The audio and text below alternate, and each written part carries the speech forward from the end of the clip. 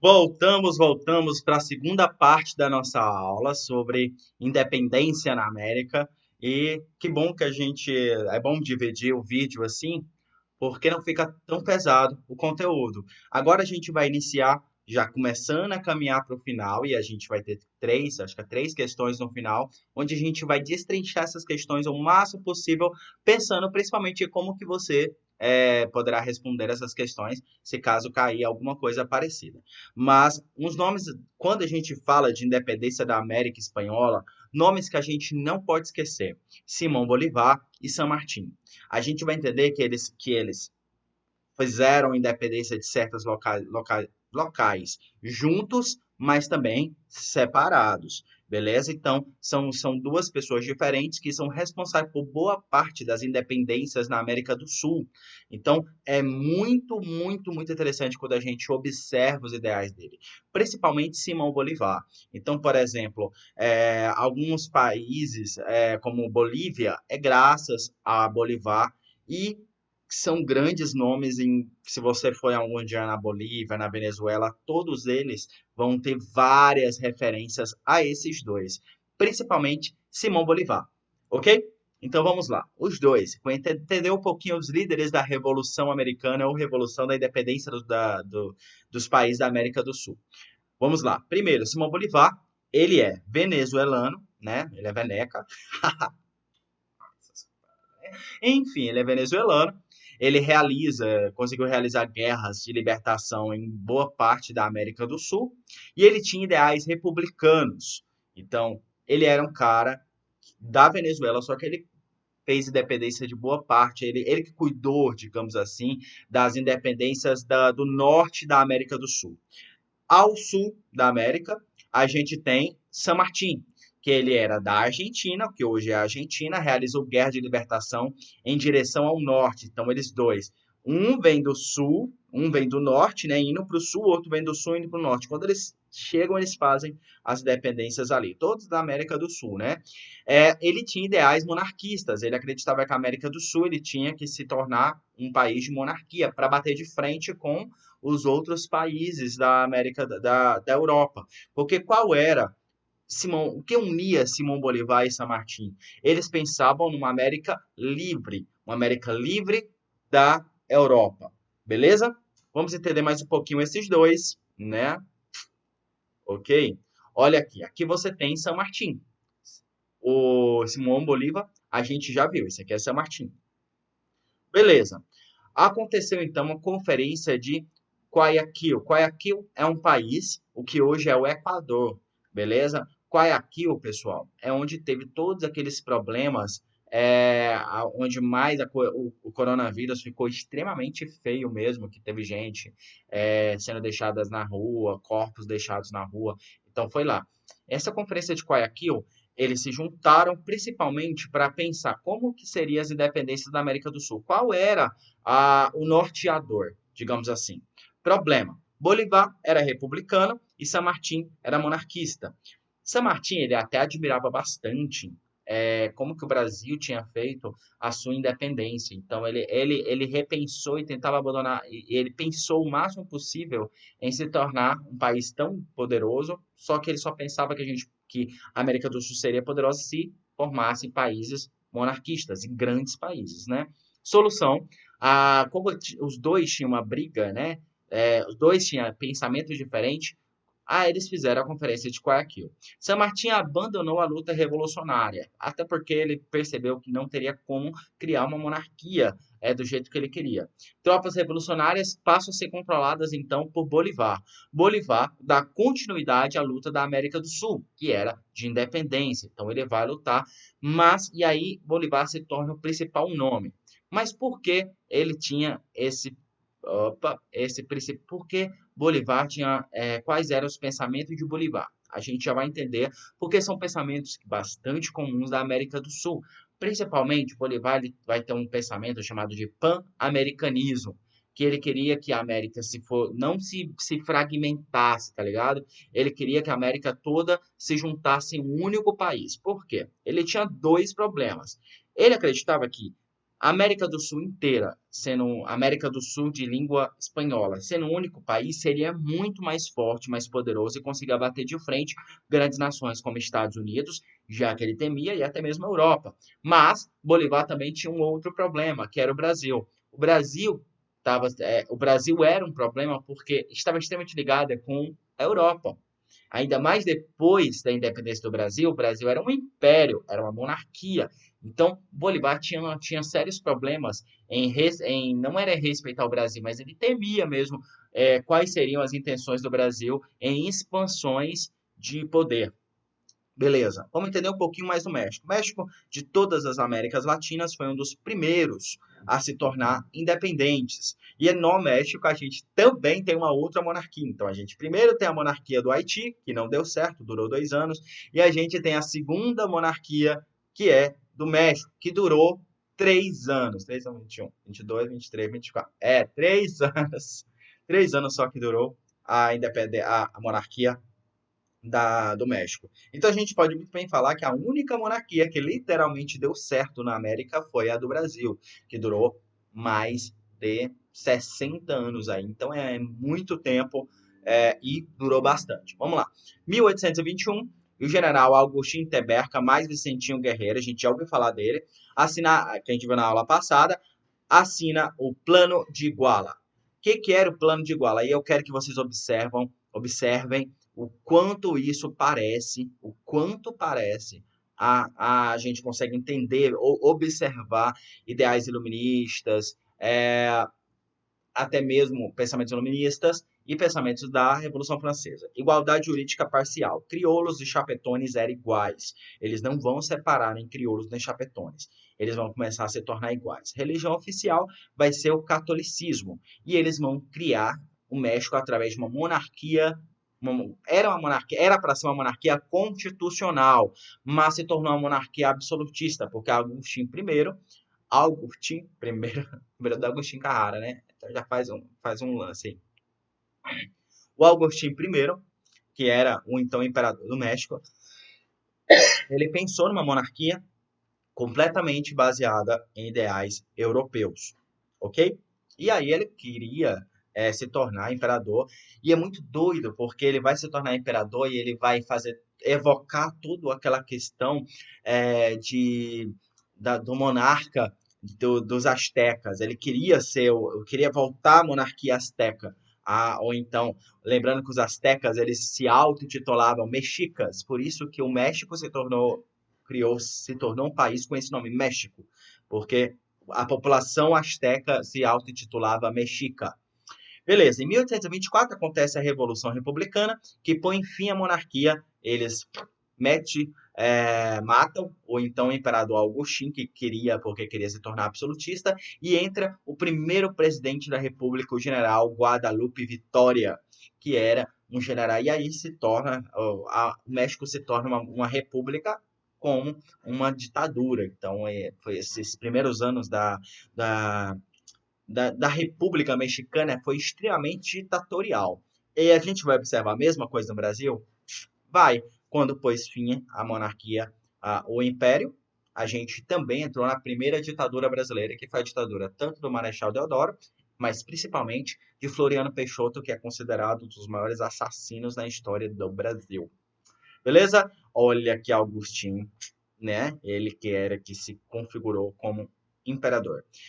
Professor, Agostinho era chapetone ou era crioulo? Ele era crioulo, pessoal. Ele foi nascido no México. E, muito provavelmente, apesar de ele elucidar essa questão digamos assim, do Império Azteca, ele não tinha sangue indígena, até onde se saiba, né? É difícil, mas não tinha sangue indígena dos mexicas. Olha aqui, esse foi o general que tomou, o Guadalupe, o general que virou o primeiro presidente da República do México, ok? Lembrando que a bandeira do México até hoje faz alusão ao Império Azteca, que é uma serpente segurando uma cobra, fazendo alusão à visão, à profecia que os astecas tiveram com a chegada dos europeus, que é aquela coisa que a gente conversou lá no comecinho nas aulas, depois de expansão marítima, aquela profecia que eles tiveram, ok? E em Petrópolis, se eu não me engano, tem uma estátua dessa mesma imagem, uma estátua de bronze de uma águia pegando uma cobra, lá que foi um presente do Agostinho para Dom Pedro I. Beleza? Ok. Bolivar e o pan-americanismo. Eu já dei um spoiler anteriormente sobre Bolivar e o americanismo, porque ele é um dos assuntos que mais cai quando se trata em independência das Américas. Bolivar consolida a independência. O que é isso?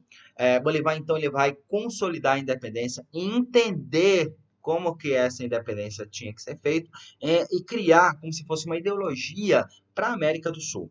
Bolivar, então, ele vai nos países e evocando esse sentimento de liberdade. O objetivo era instituir o pan-americanismo. O que é o pan-americanismo? Uma unidade política de toda a América independente. Ele queria transformar toda a América do Sul espanhola em um único país. Tanto que o lema dele, América, univos ou o caos vos devorará. O que ele queria dizer com isso? Pensa aí um pouquinho. O que ele queria dizer com isso? Por que ele falava, olha, ou vocês se unem, ou o caos vai destruir tudo. Porque qual era o medo de Bolivar? Era voltar a ser colônia. Tinha chances? Muitas chances disso acontecer. A Europa não ia deixar as coisas de boa assim, né? A Espanha, por mais que ela estava com vários problemas internos, ela não ia deixar isso de boa. Então, houve vários problemas com a tentativa de restituir a repensar. Então, boa parte, pelo menos, dos países tiveram que pagar uma indenização, a Espanha e tudo mais, como toda parte, por mais que tivesse guerra. É muito interessante, a gente tem que observar aí, por mais que tivesse guerra, a gente ainda tinha que pagar muita grana para as nossas metrópoles. Beleza. Por que o caos de Barará? Porque ele percebeu que tinha muitos interesses envolvidos na América do Sul, muitos interesses. Interesses dos Estados Unidos, da Inglaterra, das próprias elites crioulas dentro da América do Sul, que poderia pôr fim a tudo. Ele percebeu que a gente não, que a América não conseguiria não conseguiria ter potências econômicas, mesmo com tanta riqueza. Gente, a América do Sul é muito rica. Tem como ser potência econômica de plantação, potência econômica de minério, é muito rica. Então, como é que eles conseguiriam isso? Sendo unida, forte. O objetivo: fortalecer a América para impedir o domínio das potências como a Inglaterra e os Estados Unidos. Temiam muito, porque os Estados Unidos estavam cada vez indo para o oeste, né? A marcha para o oeste, depois a gente vai ver depois a questão de como que os Estados Unidos vai se tornar um país gigante, porque a gente tem a independência da América, dos Estados Unidos, foi só aquelas 13 colônias, meu povo. Depois que você tem a expansão dos Estados Unidos. Então eles vão comprar, vão fazer guerra, vão trocar terra e fazer um monte de coisa para expandir, porque a ideia era ir para o oeste, expandir essa terra. Então foi muito, essa expansão demorou cerca de 100 anos, essa expansão, mas eles se tornaram uma potência gigante. O que Bolivar via diante disso? Falou, olha, a gente precisa fazer isso. Ou a gente se torna um país gigante, com uma potência, ou a gente vai ser quebrado pela Inglaterra e pelos Estados Unidos. Conseguiu? Não. Em 1826, acontece o Congresso do Panamá. Bolivar não consegue o apoio dos principais crioulos para implantar o pan-americanismo. Por que ele não consegue? Porque os crioulos, cada crioulo de cada região tinha interesses diferentes. Interesses financeiros diferentes. Eles que vão ser a base dessa independência, eles que vão governar os países após a independência de acordo com seus interesses. Então, o que aconteceu? As Américas do Sul, essas regiões, eles vão se tornar independentes como países pequenos e com os crioulos no poder. Beleza? Inglaterra financia o nacionalismo dos líderes crioulos como uma forma de manter a fragmentação e a fragilidade da região, facilitando seu domínio sobre a América independente. A Inglaterra começa a financiar esse nacionalismo. Por quê? Qual era a barreira que teria que se transpassar para conseguir esse pan-americanismo? Acabar com esse nacionalismo de pequenos países, acabar com o regionalismo. Então, eles tinham que pensar no macro, pensar em toda essa questão de pensar no macro para, então, sobressair nesses ideais, para conseguir implantar o pan-americanismo. Inglaterra, então, começa a financiar esses crioulos para eles fazerem as independências, apoiar as independências dos pequenos países. Foi o que aconteceu. O Bolívar, derrotado, abandona a luta pelo pan-americanismo. Ele vai desistir do pan-americanismo, porque ele não vai perceber, ele vai perceber que não vai ter como. Por que que não vai ter como, Bolívar? Coitado do Bolívar, por que que não consegue? Porque era impossível ultrapassar os pensamentos regionalistas dos crioulos. Os crioulos, eles queriam a independência, só que queriam a independência para eles controlar a economia dos países, com o apoio da Inglaterra, obviamente. Então, eles vão ficar ali fechadinhos entre eles, em um espaço, em países pequenos, que era muito mais fácil para controlar, porque tinha várias gestões de crioulo diferentes.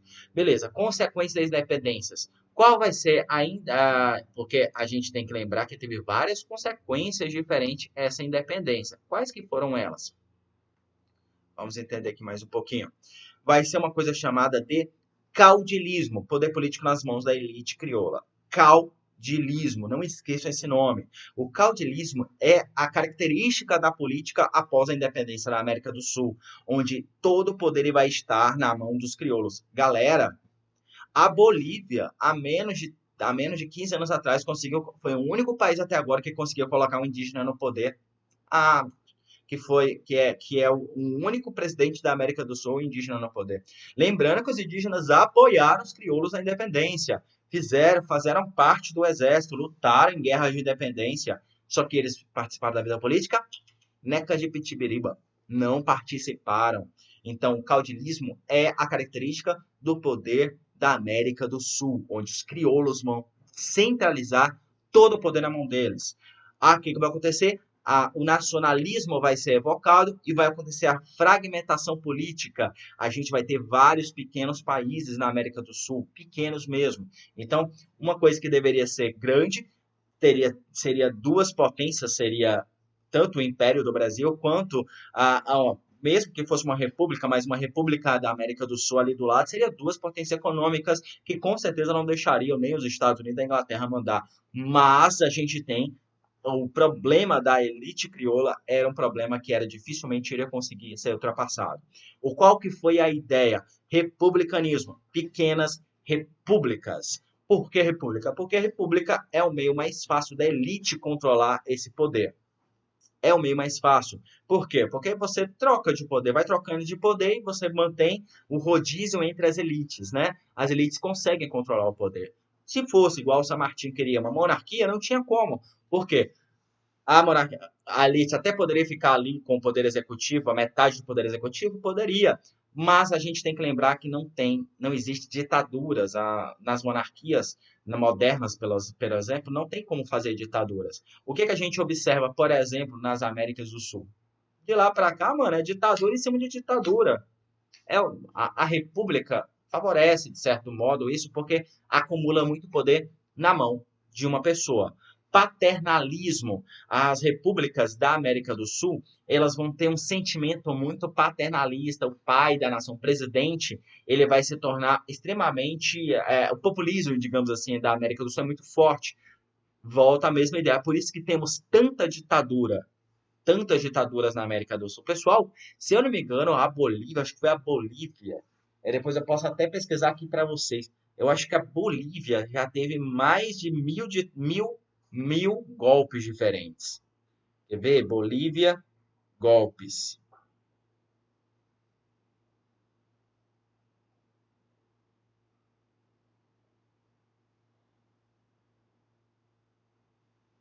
É uma lista de golpes na Bolívia literalmente gigante.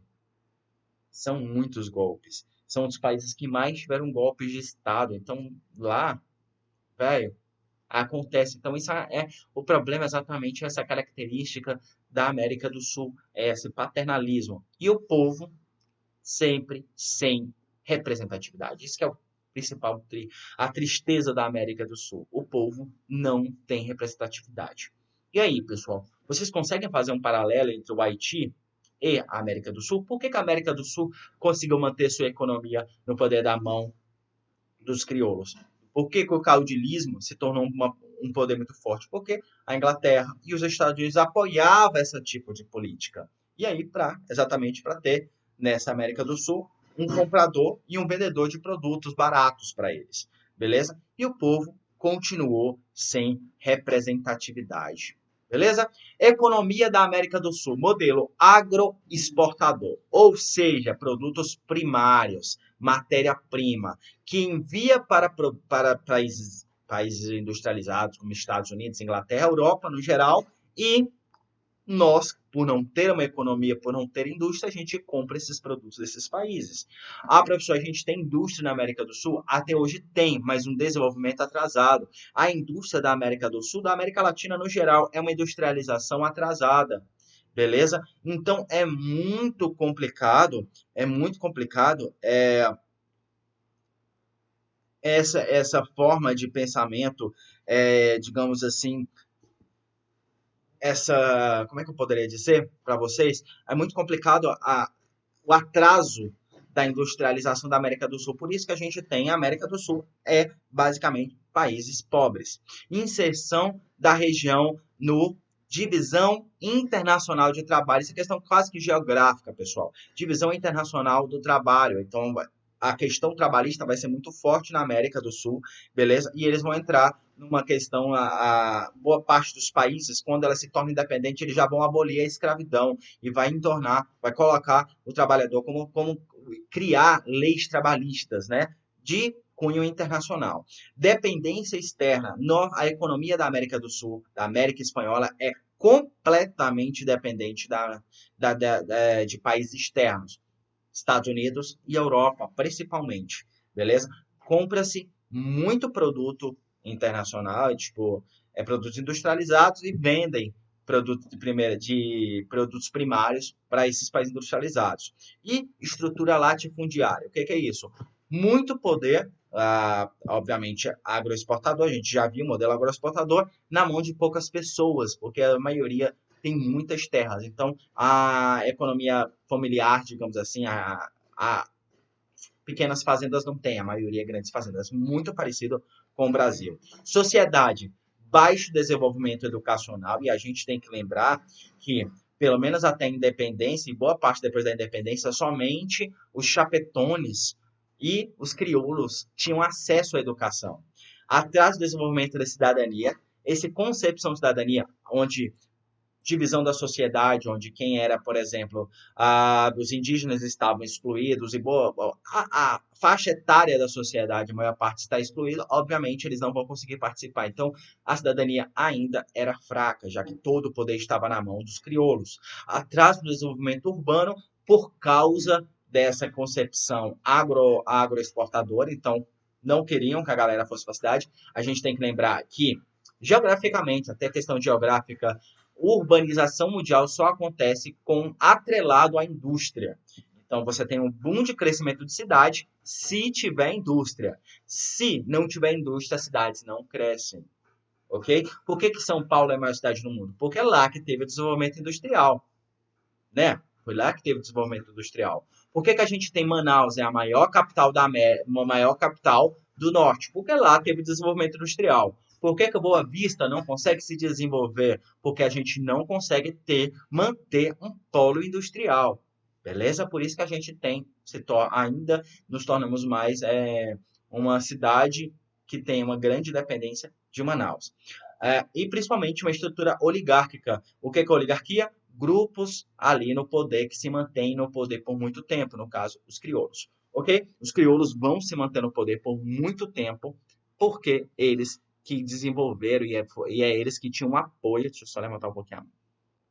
Porque eles que tinham o apoio do que a gente conhece da Inglaterra. Beleza, vamos conhecer, já estamos caminhando para o final, beleza? Um pouquinho sobre a Guiana. Opa, Guiana. O que tem a Guiana? Por que é importante, pessoal? É importante a gente entender a Guiana, essa questão da Guiana, porque ela está grudada em Roraima. Então, conhecendo a Guiana, a chance de cair uma pergunta sobre a Guiana, relacionada à história da Guiana, é muito grande. Então, eu prefiro pecar pelo exagero do que não passar isso para vocês. Vamos conhecer um pouquinho a Guiana. E a Guiana?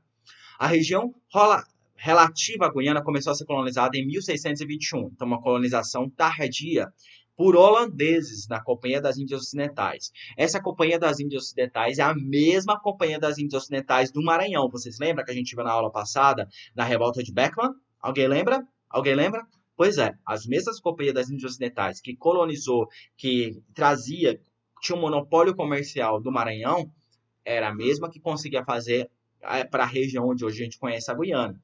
A cana-de-açúcar era a base da economia na época. Em 1621, qual é a base da economia do Maranhão? Cana-de-açúcar. O território passou para o domínio inglês em 1814. Os índios foram contratados para trabalhar na agricultura em 1838, após a libertação dos escravos. Então, eles fizeram a abolição antes do que o Brasil. Lembrando que quando chega esse período de 35 até os anos 70, 80, a Inglaterra vai forçar muito essa questão de independência, de abolição da escravatura. Então, por isso que, obviamente, as primeiras colônias que eles tinham que fazer independência, que eles tinham que fazer a abolição seria deles. Então, em 1838 acontece a abolição da escravatura. A Guiana obteve relativa autonomia em 1953 com a eleição do primeiro-ministro. 1953. Gente, isso é mais de 100 anos depois do que 100 anos depois dos outros países da América. Mas a gente tem que lembrar que é bastante complicado aqueles 3 paizinhos que ficam aqui na América do Sul. Guiana Francesa, que inclusive até hoje não é independente, é uma região, não é à toa, que é o maior IDH da América do Sul, usam euro, porque estão ligados na França ainda. Suriname, que só vai conseguir independência durante no século XX, e a Guiana, que só vai conseguir independência em 1953. E lembrando, relativa autonomia em 1953, com o primeiro-ministro. Isso quer dizer que eles eram uma monarquia. A rainha da Guiana, em 1953, era a Rainha Elizabeth. Beleza? Hoje, professores, são monarquias? Não são. Então, a independência começou o processo de independência em 1953. A gente tem que lembrar que, tirando os Estados Unidos, boa parte das colônias inglesas tem até hoje uma dificuldade absurda em independência. Se a gente pegar boa parte digamos assim, das colônias inglesas, a maioria ainda é extremamente ligada à própria Inglaterra. Alguns países nem são independentes, mas ainda mantêm laços com a Rainha Elizabeth. Canadá, que era uma colônia da Inglaterra, ainda. Se você estudar a história de independência do Canadá, não tem. Você tem quando eles conseguiram fazer uma eleição para o parlamento, eles têm o parlamento deles, eles são independentes politicamente, mas o chefe de Estado da Inglaterra é o mesmo chefe de Estado dos Estados Unidos, do Canadá, da Austrália, da Nova Zelândia, da Jamaica, diversos países. Aí você fala, puta, realmente, a rainha manda demais. Então a Guiana fazia parte do que a gente chama hoje de Commonwealth. Até hoje a Guiana faz parte de Commonwealth, mas politicamente ela é completamente separada da Rainha da Inglaterra, tanto que eles são uma república presidencialista. Beleza? Vamos lá entender mais um pouquinho, meu povo? Em 1953 a 1966, neste período iniciam os conflitos entre partidos asiáticos e negros. Lembrando que durante essa fase, a Índia estava sendo colonizada pela Inglaterra. Então, a Índia, a África do Sul e tudo mais. Então, eles, como faziam parte do mesmo, digamos assim, mesmo grupo de países colonizados pela Inglaterra, eles tinham uma relação muito grande de ficar saindo dos seus países, entrando nos países. Então, duas etnias muito fortes dentro da Guiana até hoje é a etnia asiática, basicamente indianos, e a etnia negra, que é basicamente africanos. Beleza? Então são dois grupos muito fortes politicamente até hoje. Somente em 1966 o país proclamou sua independência de fato e permaneceu um membro da comunidade britânica. Beleza? Que comunidade britânica é essa? Que é que eu já falei para vocês, a Commonwealth. Até hoje, a Guiana faz parte da Commonwealth, ou seja, mantém relações econômicas com a Inglaterra. No entanto, politicamente completamente separado. A Guiana, não podemos esquecer, obviamente, fala inglês, Se a gente for pensar, por exemplo, os carros deles são muito parecidos com o da Guiana, até, são parecidos com o da Inglaterra e tudo mais. Em 1968, o governo eleito nacionalizou os principais setores da economia e aproximou do bloco socialista. Entre 68 e 2001, basicamente, a Guiana estava muito próximo do socialismo, fazendo relações comerciais com países socialistas. Em 2001 a 2003, ocorreu mudanças políticas dentro do país. Em 2001, os partidos de dois maiores partidos do país enfrentaram-se nas ruas e os conflitos tiveram duração de meses, literalmente quase encaminhando para uma guerra civil.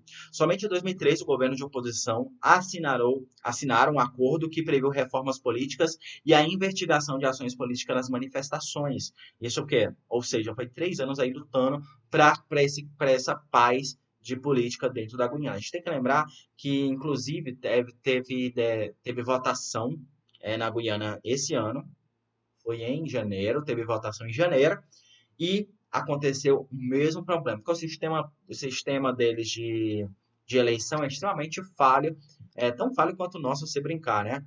Então, teve esse problema e eles entraram em basicamente uma briga de novo, basicamente, entre indianos e os negros brigando para ver quem controlava o país, beleza? Aqui você tem, nessa foto de cima, você tem a festa de independência, beleza? Essa independência de 66. E embaixo você tem a foto da capital, que é Georgetown. Ok, meu povo? A foto aí da capital. Então, a gente tem que lembrar qual ponto? Que aqui a Guiana se tornou independente tardiamente comparado a países da América do Sul, a outros países da América do Sul, beleza? A gente tem que lembrar que esse norte da América do Sul é uma mistura gigante de colonizadores. Tem colonizadores portugueses, que são os nossos, colonizadores holandeses, franceses, ingleses e, obviamente, espanhóis. Então, ali tem uma mistura muito grande. Beleza? Por que tratar a Guiana novamente? Lembrando, porque faz parte da nossa história. Tá grudado com a gente, ok? Beleza? Depois a gente pode dar até uma olhada. Durante esse começo de história do Brasil, a gente teve várias brigas com a Guiana, inclusive, sobre limites. Esses limites variavam bastante, a ponto de até no começo da República, esses limites ter um problema tão grande que passou até mesmo para a República e a gente teve que fazer acordos comerciais e o rei da Itália que teve que ser o juiz porque ele era imparcial, só que ele não era imparcial, deu mais terra para a Inglaterra do que deu terra para o Brasil, e aí teve uma briga muito grande, que é essa questão entre a Guiana e o Brasil, historicamente, por causa de minério. Ok? Beleza, meu povo, aqui está o mapa de como era, né? Acho que aqui, né, que eu tenho que apontar. Aqui. Aqui está um mapa de como era a América Espanhola e como se tornou a América Espanhola. Olha quantos países diferentes. Se a gente tinha um único país que era o vice-reino da Nova Espanha, de toda essa região da América Central. E aí na América do Sul era dividido em vice-reino da Nova Granada, vice-reino do Peru e vice-reino do Rio da Prata. Esses países, em tese, elas deveriam ter sido se tornado, deveria ter se tornado um único país. Só que não fizeram. O que eles fizeram? Devido a essa briga de crioulos, briga de regionalismo mesmo, eles se autodividiram. Então você tem aí essas regiões. Então você tem 1821 México, 1903 Panamá, 1898 Cuba, ou seja, uma independência realmente tardia. Em 1804 Haiti, como vocês estão vendo ali, a Colômbia 1819. Olha, vocês podem observar, Venezuela, Colômbia, todos esses países foi o Simão Bolívar que tornou independente. Por isso que as independências deles têm o mesmo ano. Saindo da Argentina, você tem as independências da América do Sul por San Martín. Argentina, Chile, Paraguai e Bolívia, Peru e Equador, você tem as independências pelos dois, beleza? Porque são países ali que estão juntos os dois. Lembrando que o Uruguai ele não fazia parte de todo esse processo, porque o Uruguai era colônia portuguesa. Só vai se tornar independente, a luta de independência do Uruguai não é nem uma luta de independência entre Uruguai e Espanha, mas era Uruguai e Brasil. Então teve a Guerra de Independência do Uruguai, onde Dom Pedro I gastou muito dinheiro na guerra, só que era uma guerra que já estava perdida, porque a gente não tinha nem exército nesse período. O Brasil se tornou independente no seu ano seguinte eles já começaram a briga para separar. Como vocês podem estar percebendo aí no Brasil, em 1822, não tem algumas regiões, como, por exemplo, o Acre. O Acre fazia parte do Peru. No entanto, no começo da República, boa parte dos brasileiros foram para lá para tirar seringa, tirar borracha. E aí compramos essa parte do Peru. Uma parte da Bolívia, pega uma parte da Bolívia e uma parte do Peru, né? E aí a gente tem as independências propriamente dito. Hoje, qual o único país que é considerado uma potência econômica da América Latina? Basicamente o Chile. O Chile é um dos países mais ricos da América Latina. O Chile e essa que era uma capitania geral. E aí depois se tornou o Chile propriamente dito. Beleza? Vamos para os mapas mentais. Olha aqui, esse mapa mental sobre independência do Haiti ou Revolução Haitiana. Então, tem mostrando aí, tá muito bem feito esse mapa mental. Olha aí como é que é feito. Ele tá com questão de 1, 2, 3, 4, 5, 6, 7. Então, tá muito bem feito. Reparem, reproduzam esse mapa mental, porque tá bem feito demais. O que que a gente tem que lembrar do Haiti? Por que o Haiti é importante? Por causa que foi uma independência feita pela ampla massa que era de escravos. Né? Os escravos, que era a ampla maioria, foi eles que se revoltaram, mataram todos os brancos da ilha e proclamaram a independência do país. Ok? Graças, obviamente, à Revolução Francesa. Independência da América Espanhola. Esse foi um dos melhores mapas mentais que eu achei sobre conteúdo. Então ele está bem feito também, só que ele não é feito à mão, no caso, né? Mas é bem interessante. Olha, por exemplo, o que Simão Bolivar... Tem até uma frase de Simão Bolivar que eu gosto demais. O liberalismo inglês, as ideias francesas, a ambição de Napoleão e a estupidez da Espanha influenciaram muito na América. Muito doido, né? O liberalismo inglês... O que era o liberalismo inglês que a gente conversou? Poder, livre comércio, né? Os ideais franceses da Revolução Francesa, obviamente, também entrou da América Espanhola com um poder gigante. E a ambição de Napoleão, obviamente, enfraquecendo esse poder, esse poder do antigo regime dentro da América Espanhola, e depois a estupidez da Espanha, que para se tornar para se livrar de Napoleão, teve que mandar todo o exército da América para a Europa, deixando a América livre, né? Isso, obviamente, teve uma influência muito grande na América, causando literalmente a independência da América, beleza?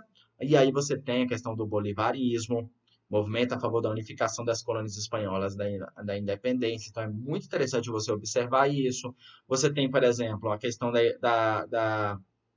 dos Estados Unidos com a doutrina Monroe, a América para os americanos, que eu também citei, a questão dos chapetones e crioulos, que eu também citei. Então, tem tudo aqui para você.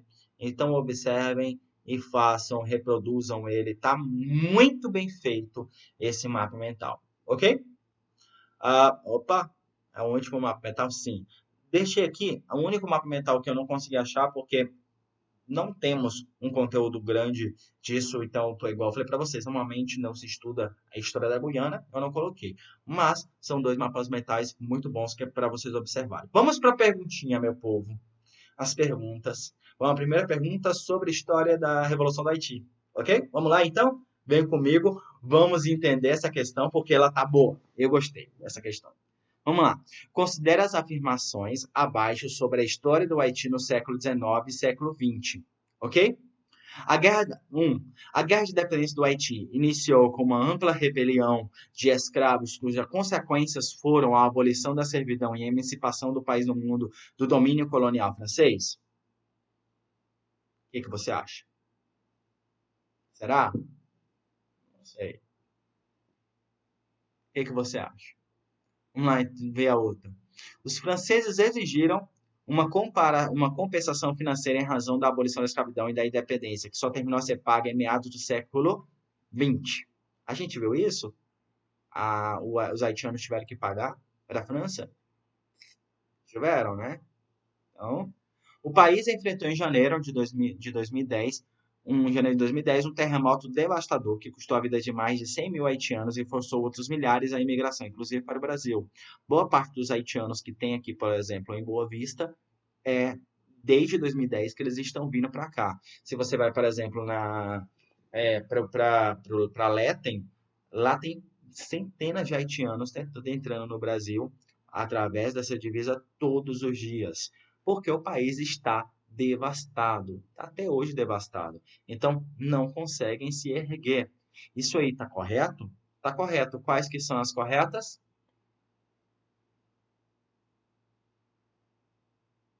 Vamos lá ver, será? Será? Olha, por que apenas a 1 e a 2? Por quê? Sendo que as três estão corretas. Alguém consegue ver por que era a 1 e a 2? Releia o enunciado. Considere as afirmações abaixo sobre a história do Haiti no século XIX e século XX. 2010 a século XXI. Aham.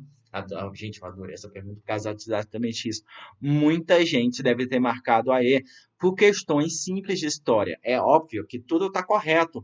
A independência do Haiti foi uma rebelião escrava, uma rebelião, a única rebelião escrava que teve sucesso desde a antiguidade, desde Roma Antiga.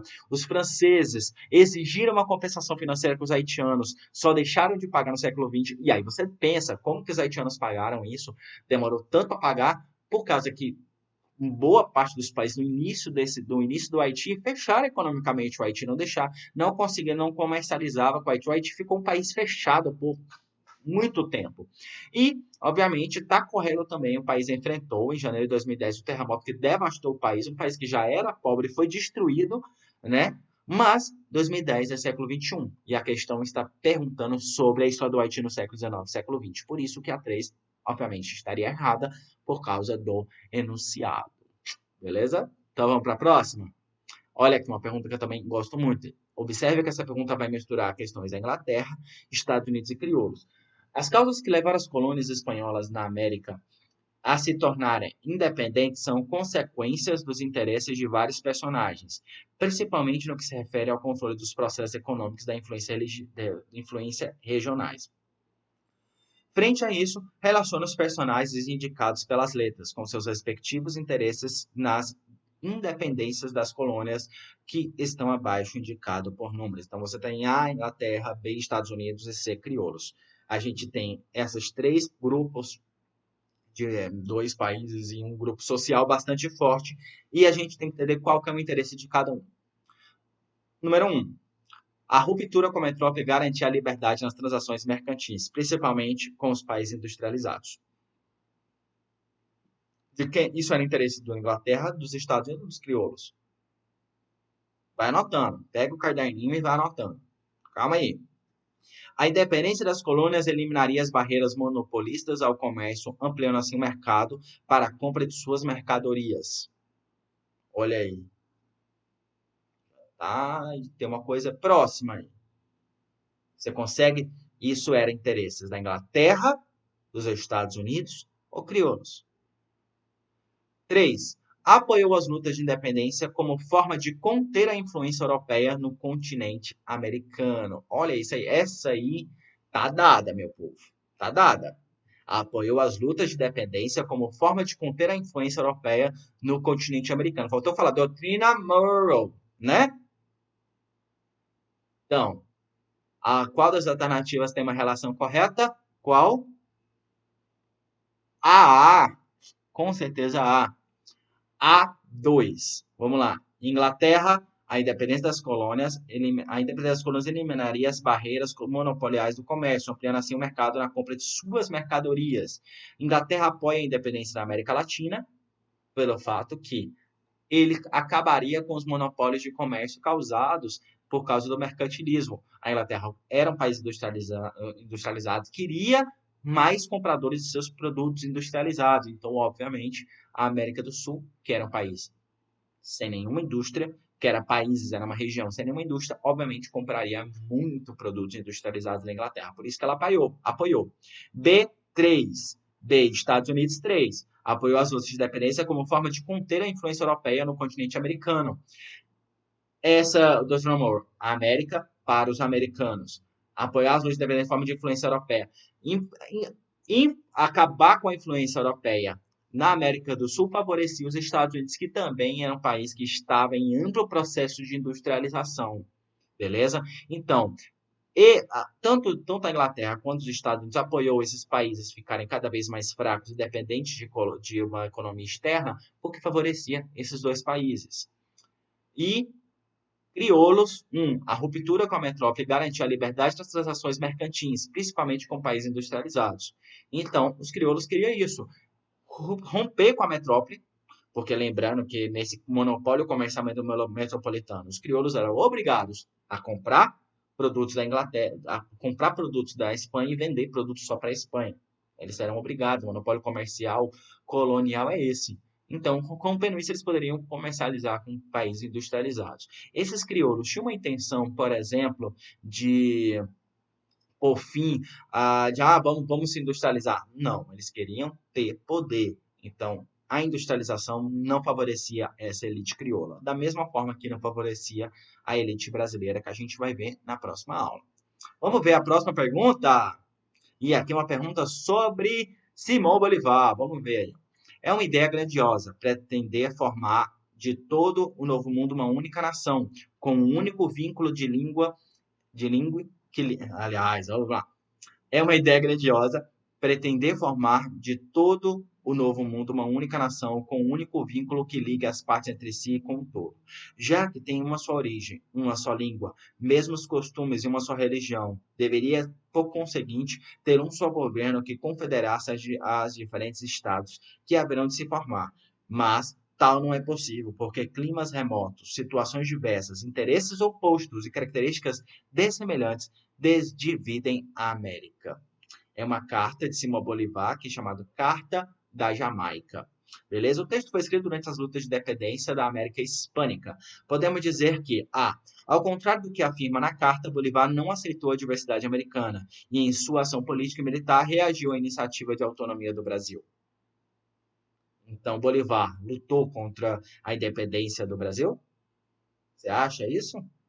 Ao contrário do que afirma a carta, Bolivar combateu as propostas de independência e unidade da América e se empenhou na manutenção de sua condição da colônia espanhola. Será que Bolivar ele era contra a independência e a favor da manutenção das Américas como condição de colônia? Obviamente não, né? Conforme afirma a carta, Bolivar defendeu a unidade americana e se esforçou para que a América Hispânica se associasse ao Brasil na luta contra a hegemonia norte-americana no continente. Será que o Brasil se tornou um único país como um país gigante? Lutou contra o continente norte, contra os norte-americanos para a influência do continente? Conforme afirma na carta, Bolivar aceitou a diversidade geográfica e política do continente, mas tentou submeter o Brasil à força militar hispânico-americana. Ele tinha poder para enfrentar o Império do Brasil? Conforme afirma a carta, Bolivar declarou diversas vezes seu sonho de unidade americana, mas em sua ação política e militar reconheceu que as diferenças internas eram insuperáveis. Você já consegue definir, depois dessa aula, definir qual que é a resposta correta? Tempo. Gente, a resposta correta é a E. Conforme afirma na carta, Bolivar declarou diversas vezes seu sonho de unidade americana. Ele fala ali, é uma ideia grandiosa pretender formar do novo mundo uma única nação com um único vínculo que ligue as partes em si em todo. Olha isso aí. Então, obviamente, era um sonho. No entanto, ele reconhecia as diferenças internas. Que diferenças são essas? Que ele fala: climas remotos, situações diversas, interesses opostos e caracteres dessemelhantes de vida em América. Ele acreditava que não tinha como unificar esse sonho, era impossível. Principalmente o que batia de frente eram interesses políticos, interesses opostos. Ok? E aqui termina a nossa aula, beleza? Termina a nossa aula, que foi 49 minutos, beleza? Então, eu espero que vocês tenham gostado. Espero que vocês tenham gostado. Então, tem a aula A e a aula parte 1, parte 2, as duas se unem. E na próxima semana a gente vai ver processo de independência do Brasil, desde a chegada da família real do Brasil, a família real portuguesa no Brasil, fugindo de Napoleão ou saída estratégica, não sei, de Napoleão chegando no Brasil.